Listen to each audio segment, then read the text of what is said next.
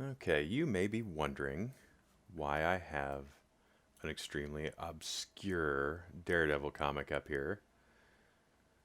This is kind of a setup for some of the stuff I'm going to talk about, which is my earliest comic books. Um, this was the very first comic book I ever bought. It came out October of 1990, I think. It was a November issue, and I got it because it was thick. So that means it had the most stuff, therefore the best stuff. Also, cover was cool, being attacked by a monster. Um, the main part of the story, it's called Predator. And I was like, that must be the movie, because I was like 9 and I didn't know anything. I didn't even know you could name the same things twice. So I bought this, and this is back when I didn't know who the Punisher was, who had part one. I ended up having to go back and buy this a couple of years later just to find out what was going on. And then Hulk and Silver Surfer, all of those became some of my favorite characters. I actually subscribed to the Hulk like they mailed it to me. I don't even know if that's a thing that still happens. Um, anyway, the first issue, or the first story in this comic, was written by Gregory Wright, who I believe is still a colorist. He's still around. Um, but it was drawn by Cam Kennedy, which is cool because he was an artist on 2000 AD, so really good fit for things like horror and weirdness, and eventually we're going to get to see that's cool. Also like how it blacks the silhouette's cool, but where's the we'll eventually get to it. But he draws like punk characters that are really cool, especially for '89. No idea why he has a BDSM mask.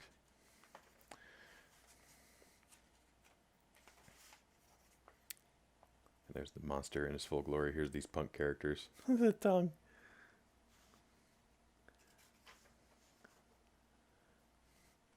And because they're punks and street thugs, they throw knives, which don't work.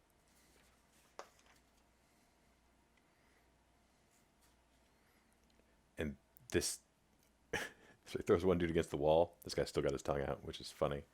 But then pulls a gun. Seems like if you had a gun and you saw a monster, why would you throw a knife first? Blows his arm off. Like this. Here's the cops. It's this pink light. It's a good idea. Very cool. Going to steal that.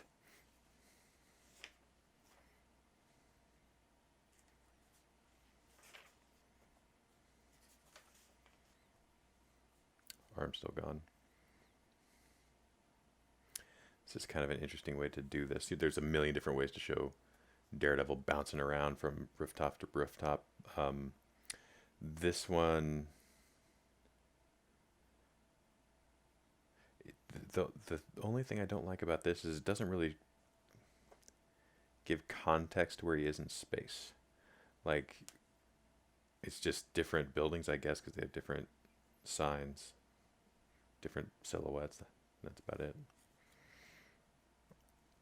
And this is weird, but back in the day, around this time, you couldn't draw Daredevil if you didn't draw the rooftops the way that Marvel wanted. Like, they wanted the chimney flashings to look a certain way. They wanted just regular like they wanted all that stuff to be specific to their version of New York. And if you couldn't do it or didn't want to do it, they wouldn't hire you. I talked to a couple of guys at a convention that mentioned that.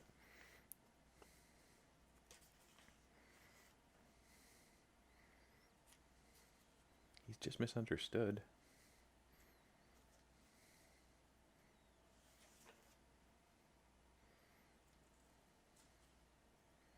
And then he turns into goo. So it's actually a complete story where he defeats the villain that's not really a villain, but this bubbling means something, and it ends up continuing in the Hulk annual. And I do not remember what happened. Then we move on to another itty bitty little story. This one's it's well drawn. I actually like the upper shot. It's not an easy shot to do, and kids look like kids. Well, okay, as I point to the 40-year-old, 10-year-old, but this kid's they look good mostly. Big head, big eyes for their bodies. Look in proportion. And they're just stopping crime. Monster's back.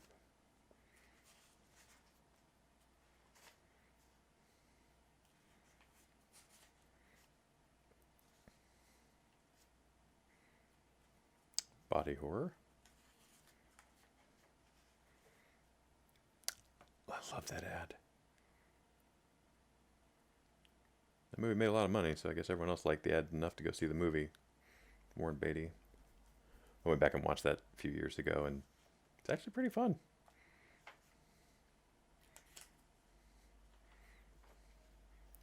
Oh, Typhoid Mary. Look how many panels that is. What if we cut up the drawing?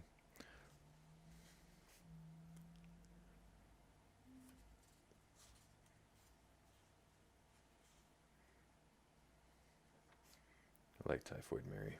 Cool character.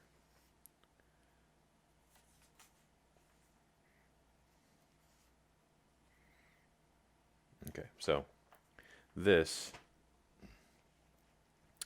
more or less got me into comics. And that turned into a thing where, so obviously I'd seen Spider-Man, but it was when you're 9, maybe 10, like it's stupid to see guys running around in pajamas. Daredevil was cool because he had horns. Plus, then you end up finding his powers, which are really cool. But this did eventually inspire me. Like, okay, I need more comics, and I'm gonna get Marvel comics. So, talked to my grandma, and for a present, she got me a subscription to Amazing Spider-Man. As you can see, it's not a direct copy. So this was my first real deep dive into Spider-Man, or at least what I thought was a deep dive whenever I was 10 or something like that. The very first images I saw of him were of Mark Bagley's Spider-Man. And this very cool design of a character named Cardiac, who I thought was a bigger deal than he was, because this is all I had. I didn't even have the issue before this where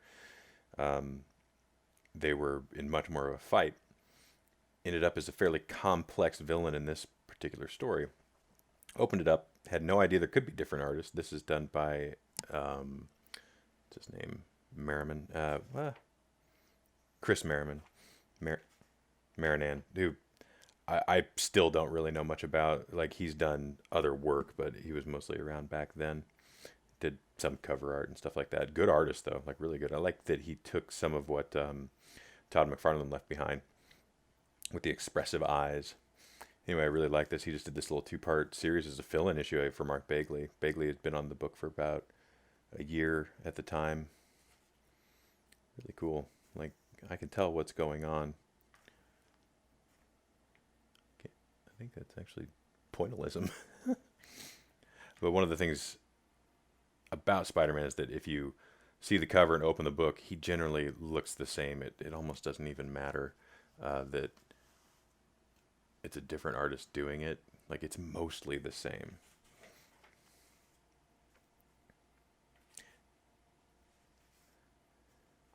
Spider-Man doing cool stuff, and it was just so amazing to see Spider-Man for the very first time. Like, he's swinging on stuff, he's on the ceiling, he's kind of always in shadow, which was really cool. He's clinging to walls, he's sneaking up on people. You can't really do much about it, and then bam, Cardiac busts through the floor and escapes. Super cool. And he's really drawing the Bagley version here.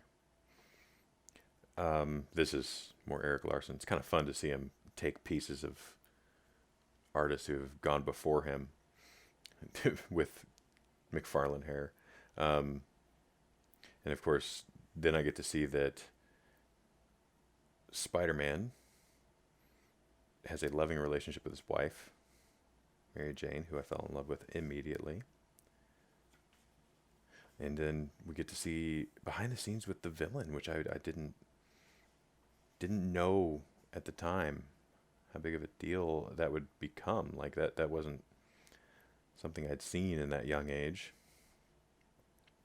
And then of course, the very first issue I ever got and ever read of Spider-Man was the first appearance of Carnage. It's like, what the hell is happening?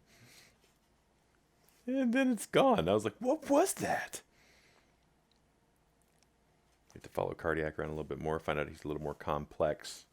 Great silhouette with a cool costume. I still love his costume. You know what? I'll do a splash page of Cardiac. And you find out, he's got some complicated motivations for doing what he's doing. He's not a real villain, so then he ends up teaming up with Spider-Man to take out worse dudes. With Kirby Crackle. Spider-Man, being nimble, spaghetti webs. That might even be a Larsen swipe. Like, it looks so much like Erik Larsen. That one actually looks like a Bagley swipe. Like, this is a position that he drew him in a lot, but, Larsen had only been off the book for a year. And I didn't know that artists switched up whenever I was a kid like this. It's a good shape for Spider-Man in the distance. I don't remember who said it, but I said if Spider-Man's swinging through the air, he should look different than any other character that swings through the air. Like Daredevil, his silhouette should be able to be identifiable as Spider-Man. Let me get to the end. Spider-Man's swinging off into the distance. Everything's very clean. I really like how it looks, and this is fantastic. So this caused me to read this. This is obviously very well read. Look how bad the quality is, though. Staples are on the front of the book. This caused me to go look through a lot of Spider-Man stuff. There was a comic book shop that was fairly near me that I kind of knew about, that I could ride my bike to, on occasion. And so I would eventually talk to kids on my bus who were passing around comic books, and ended up getting the comic book I really wanted, which was this. Amazing Spider-Man 347. It's always going to stick in my head because of how freaking metal this cover is. So cool. There's a skull. Spider-Man's dead. What's going on? That's a monster with really disgusting spit. I'd eventually come back and get this one.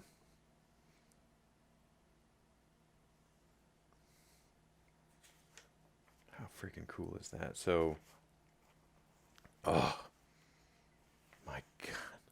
This is still my favorite Venom. Like, this is the first time you see him be a monster. I mean, eventually, Mark Bagley in Ultimate Spider-Man would do just as good of a Venom, like a different type. But oh my God, it's so good. And he unfurls around Eddie Brock's face. So good.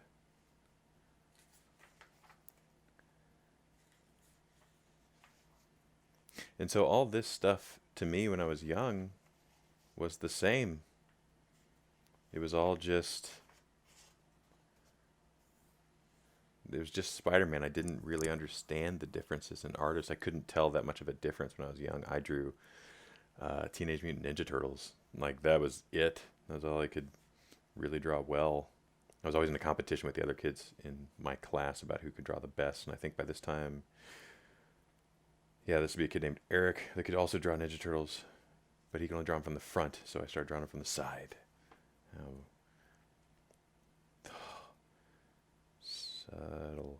Subtle Venom coming in. And crazy perspective. So this is also one of the things I really, really loved about Spider-Man at the time, is that there was no disconnect for me between Spider-Man and Peter Parker. Same guy, same thing, no persona really. It was just it was always Peter. Like I know a lot of people bring up how humane Marvel characters are. Uh, like that they have human problems and stuff like that, which is true. And whatever the reason is, it works because I always refer to Marvel characters by their names. Like I always referred to him as Peter. I'd always refer to even Colossus as Peter. Like that was them. That was their. That was these guys.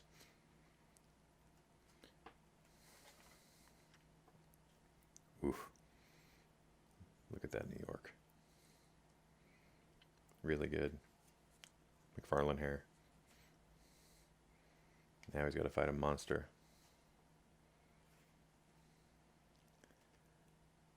Oh, it's so good.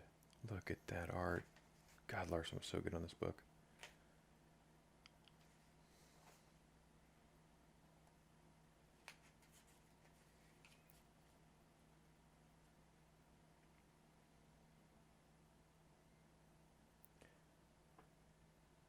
Venom prevented the lion from escaping. Look at that mouth.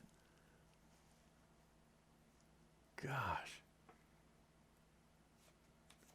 Like, if you go back and look at the stuff that McFarlane did, it's not this crazy looking. His mouth was fairly tightly closed. He was big. He looked similar. He obviously had the same costume, but the eyes weren't this crazy looking. I loved all this stuff, how it wound around him to form, this stuff. It's kind of funny. You see all this stuff in movies now, even, but the aesthetic was set up way back here. It's so good. So he has Spider-Man under his control. Preview the next issue.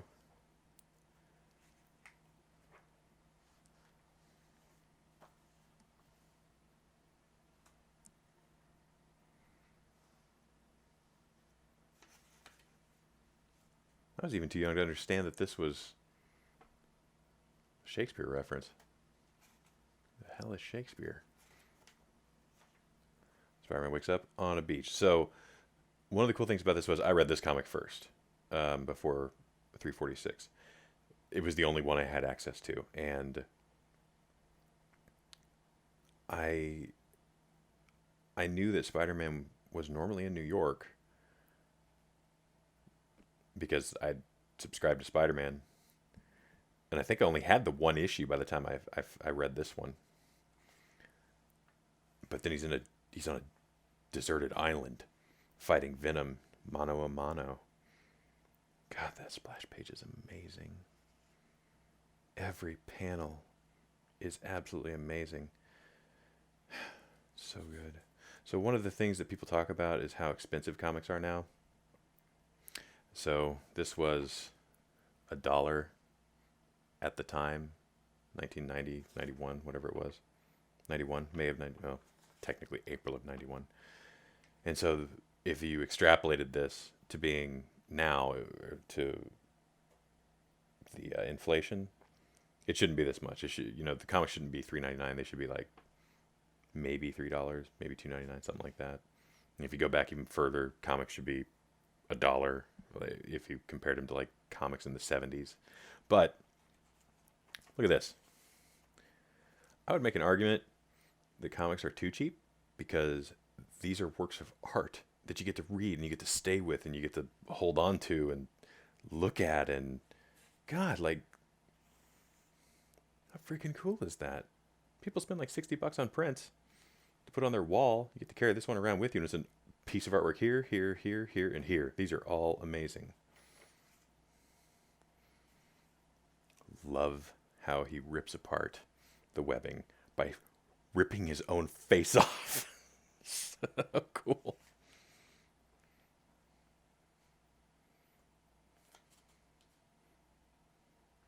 He sees Venom's reflection. What's going on? Oh no! Venom can make himself look like anything else, like a chameleon. Makes sense. He can form any type of clothing he wants. Why not look like water? Didn't think of that, did you, Spider-Man? So he hits him with a piece of driftwood. I do love this. So, interesting thing of note. On impact, he does these diagonal panels. I noticed it a little bit in the last issue, once or twice. Does he do it here? Yeah. Makes contact with his face. Panels tilted. And so now they're fighting. Makes contact again. Tilted panel.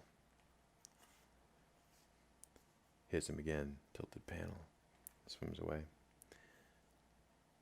I redrew this a million times. Like there were so many times I drew Venom. Hell, I still draw Venom. People still draw Venom. Great silhouette for Spider-Man there. So for those who don't know, Venom does not trigger Spider-Man's Spidey sense. He can sneak up on him. It's the only thing that can do it. Him and Carnage. Another great face I drew. Like it looks like a tree. Punches him. It seems to only be whenever Spider-Man hits him. Get the black border. This one's not tilted though. Gets his own trick thrown at him. I do like he's fighting Spider-Man, doing all this stuff, and then Venom's like, screw this, throws a truck at him. Here's a B-plot involving, I think, Silver Sable. Who cares? Back to Venom. Yeah, more tilted panels, more punching and fighting and scrapping and deadfalls. And, God, this looks good, too. It's so small. Spider-Man escaping in the distance out of the hole. Venom popping up. God, Larsen's action is so clear.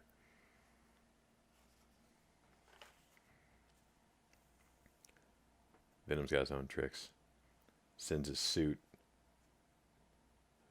through the sand to get him. How freaking cool is that? This is every bit as good as Frank Miller's, Daredevil versus Bullseye stuff. This is, and it's using powers in amazingly creative ways. I mean, Venom, like the part where he rips his face off to get the webbing off, the part that comes through the sand looking like trees. This is cool stuff. And it's very clear about how Spider-Man is doing everything he can to combat him.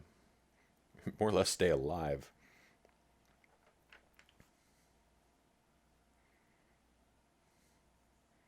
Creepy jungle. And this is cool.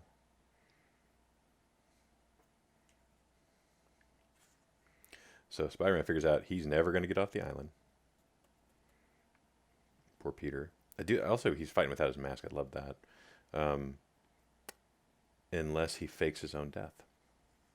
So this is basically going to be the end of Venom for a year.